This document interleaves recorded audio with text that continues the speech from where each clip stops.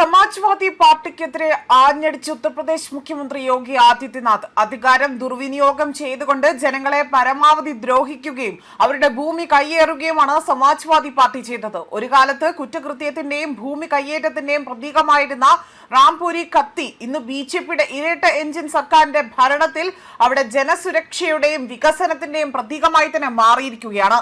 Samajwadi party ആകട്ടെ അവരുടെ ഭരണകാലത്ത് നിയമവാഴ്ച തകർത്തുവെന്നും ഭൂമി കയ്യേറ്റവും അഴിമതിയും വ്യാപകമായി തന്നെ നടത്തിയിരുന്നുവെന്ന ആരോപണമാണ് ഉന്നയിക്കുന്നത്.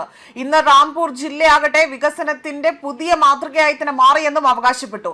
അതോടൊപ്പം തന്നെ അവിടെ 690 കോടിയിലധികം രൂപയുടെ വികസന പദ്ധതികൾ പ്രഖ്യാപിച്ചുകൊണ്ട് ഒരു ചടങ്ങിൽ പങ്കെടുക്കവെയാണ് യോഗി ആദിത്യനാഥ് ഇത്തരത്തിൽ രൂക്ഷമായ വിമർശനം സമാജ്വാദി പാർട്ടിക്കെതിരെ അഴിച്ചുവിട്ടുകൊണ്ടുള്ള അവകാശവാദങ്ങൾ പോലും നടത്തിയിരിക്കുന്നത്. നാടിന്റെ വികസനത്തെ പിന്നോട്ടടിക്കാൻ ഇവർ പല രീതിയിലുള്ള ശ്രമങ്ങൾ നടത്തിയിരുന്നു.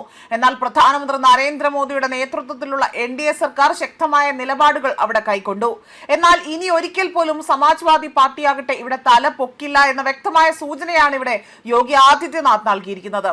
ഉത്തർപ്രദേശിലെ ജനങ്ങൾക്ക് നീതി ഉറപ്പാക്കാൻ യോഗിയാകട്ടെ ഏതറ്റം വരെയും പോകുമെന്നത് ഇതിനോടകം തന്നെ ഇപ്പോൾ അദ്ദേഹം തെളിയിച്ചു കഴിഞ്ഞിരിക്കുകയാണ്.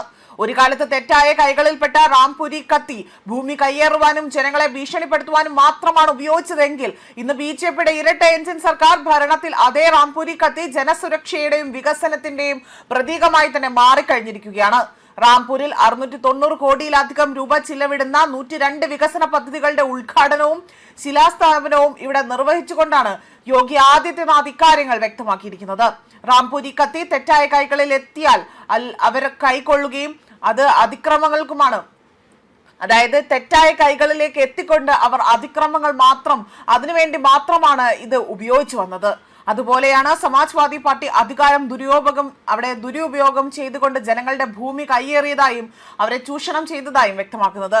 എന്നാൽ ഇന്ന് BJP സർക്കാർ അവരുടെ ഭരണത്തിന് കീഴിൽ അതേ കത്തികൊണ്ട് തന്നെ, അല്ലെങ്കിൽ അത് ജനങ്ങളുടെ സംരക്ഷണത്തിന്റെ ഒരു വലിയൊരു സംരക്ഷണ വലയമായി തന്നെ ഇവിടെ ഉപയോഗിക്കുന്നു.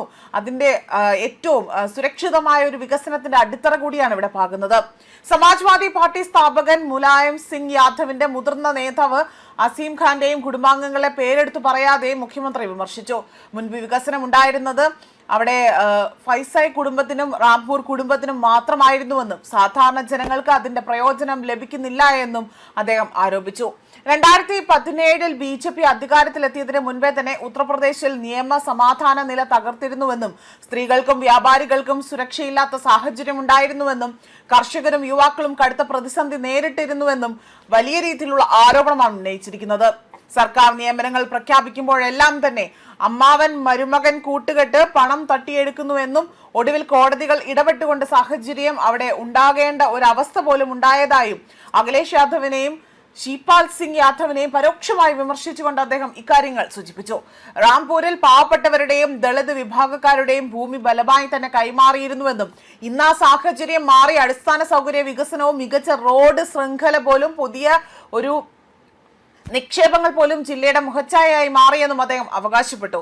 ഉത്തർപ്രദേശ് ഇന്നാകട്ടെ രാജ്യത്തെ മുൻനിര സമ്പദ് വ്യവസ്ഥകളിൽ ഒന്നായി തന്നെ വളർന്നതായും പഞ്ചസാര, എഥനോൾ, അതുപോലെ തന്നെ ധാന്യോൽപ്പന്നം, പാൽ ഉൽപ്പന്നം എന്നിവയിൽ സംസ്ഥാനം 1ാം സ്ഥാനത്താണ് എത്തി നിൽക്കുന്നത്.